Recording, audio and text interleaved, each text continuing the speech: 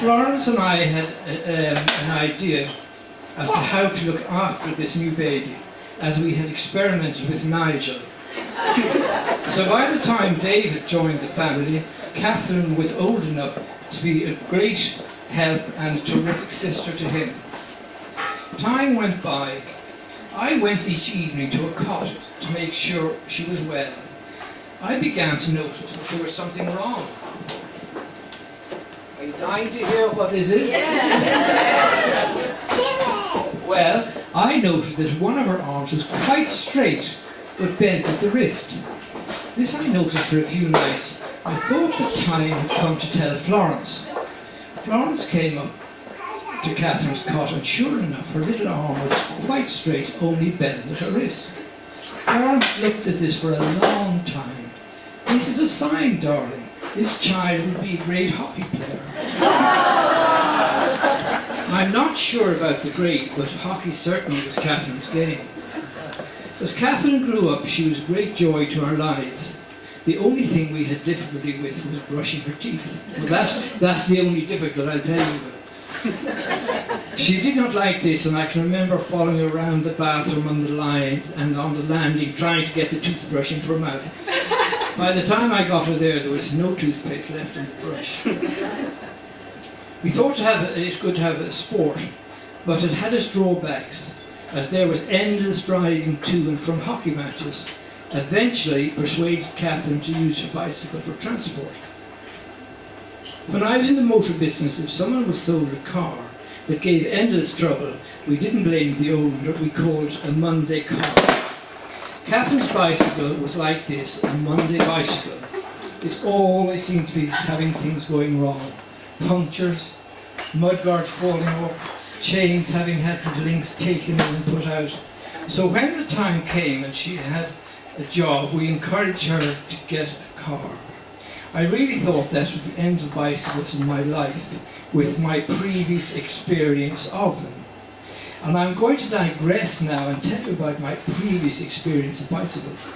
I'm going to digress here and take you back to when I was 16 years old. My brother, who was working in Dublin, invited me for a weekend.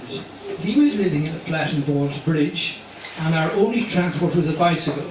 Me on the crossbar, Henry had no licensed bicycle, so thought it better to go into Dublin by the quays. Unfortunately, as we approached the bridge, he went too close to the edge, and the bicycle and I went into the Liffey, falling between two Guinness boats that were moored there. It was November.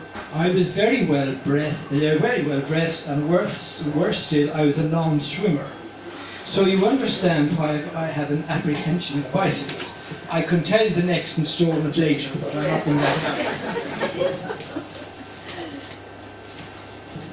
Then, to come up to more recent times, Catherine met Conor. There's no doubt that life goes in cycles.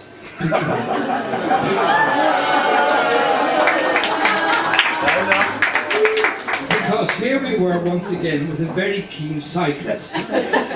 Some Sunday evenings, Conor and Catherine came for an evening meal. Conor would regale us with the places around Wicklow that he'd cycled that day. Florence and I wondered would it be possible to cover all that distance in one day, until we saw what a good appetite he had. As time went by, we had pleasure in meeting Anne and Terry and the rest of their 5 boys, wife and partners. One of these boys, Andrew, brought bicycles into the lives of many Dubliners, as Andrew was the man who introduced this wonderful idea whereby bicycles can be hired in the city and ridden to various destinations and brought back to a convenient stand. So it looks as if we should never get away from bicycles.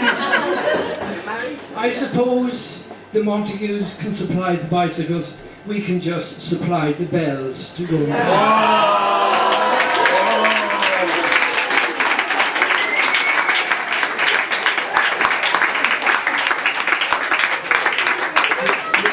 We've passed the best bit, I'm afraid. Catherine has been a wonderful daughter to us, and we're very happy to know that she's met such a kind and caring husband. So it just remains for me to wish them both many, many happy years together.